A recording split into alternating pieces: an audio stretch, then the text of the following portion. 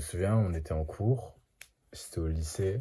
Je sais plus, il y avait une prof qui nous disait que une des dévotions de l'homme, une des raisons d'être de l'homme, ce serait de trouver sa moitié. Bon, en fait, elle nous a simplement parlé du mythe des androgynes, qui consiste à dire que les dieux auraient séparé les humains qui étaient collés à la base entre eux. Le but de l'existence serait de retrouver cette moitié-là, tu vois. Mais cette question du bonheur à deux, elle est très centrale en ce moment. Pas centrale dans le sens où, ouais, je veux, mais il y a ce côté, finalement, est-ce que c'est pas ça, est-ce que c'est pas par ce prisme-là qu'on trouve le bonheur? Est-ce que c'est pas une forme de havre quelque part, tu vois? Après, j'ai l'impression que c'est le bonheur quand on l'a pas. Et c'est juste une question de perspective. Je pense que c'est le désir qui nous donne l'illusion du bonheur, tu vois. Simplement parce que en étant dans cette situation, bah, je pense et je présume et je pressens que ce n'est pas une fin en soi. Et pourquoi est-ce que on considère que c'est le bonheur, tu vois? Ça entre un peu dans l'inconscient collectif. Est-ce que c'est simplement parce que on confond cette recherche de dopamine avec la question du bonheur? Est-ce que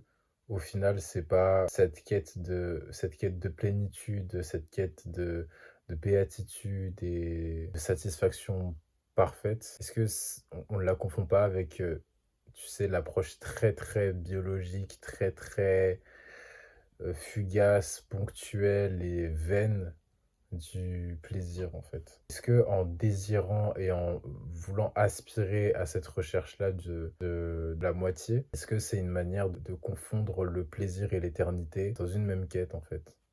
Alors qu'au final, bah, c'est pas toujours miscible, c'est pas toujours consubstantiel. Je me dis peut-être qu'il faudrait, je sais pas. Et par exemple, moi, j'aimerais bien, tu vois, être avec quelqu'un. À une amie, je disais tout l'inverse. Je disais à Julie que je voulais pas. Et vraiment, j'ai envie. Et c'est genre du ressenti, tu vois. C'est pas une question de volonté. Je sais pas pourquoi est-ce que je le veux. Est-ce que c'est vraiment là où le bonheur se trouve? Je pense pas que c'est la finalité.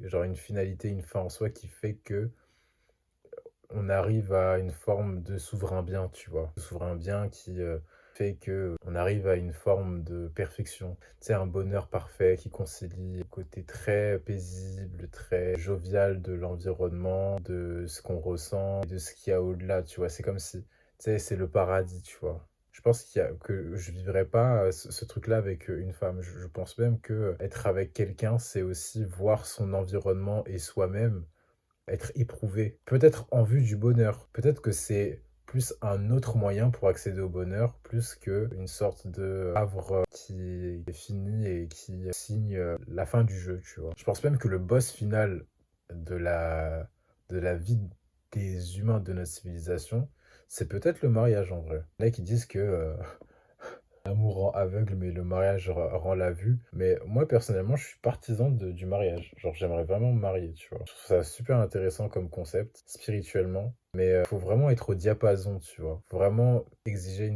cette volonté d'être dans une sorte de symbiose presque perpétuelle, tu vois. Même si on est deux humains, tu vois. C'est marrant parce que quand j'étais avec mon ex, j'avais fait un son pour elle qui n'est plus qui n'existe plus. Qui avait une phrase que je disais souvent, c'est nous logeons un corps pour deux âmes. Purée, cette dualité-là qui fait que la friction est presque inévitable. Pourquoi est-ce qu'on cherche sa moitié? Au final, si on sait que la cohabitation n'est pas forcément facile. Pourquoi est-ce qu'on se perd dans cette illusion du bonheur alors que rationnellement, si on se pose, on sait très bien que c'est très éprouvant d'être avec quelqu'un, de se voir à travers quelqu'un, se dire que bah, c'est pas vraiment mon miroir, mais c'est censé l'être. En même temps, il faut pas que ce soit mon miroir, tu vois, parce que c'est comme ça qu'on avance aussi, tu vois. C'est pas le miroir qui nous rappelle est-ce que ça va pas, tu vois. Je veux dire, c'est juste, je sais pas, genre, c'est bien d'être avec quelqu'un. Ça a l'air bien en vrai. Pas assez été avec quelqu'un, je pense, pour pouvoir le déduire. Mais c'est intéressant. J'aimerais poser la question aux gens qui ont été ou qui sont avec des gens. Comment est-ce qu'ils le vivent?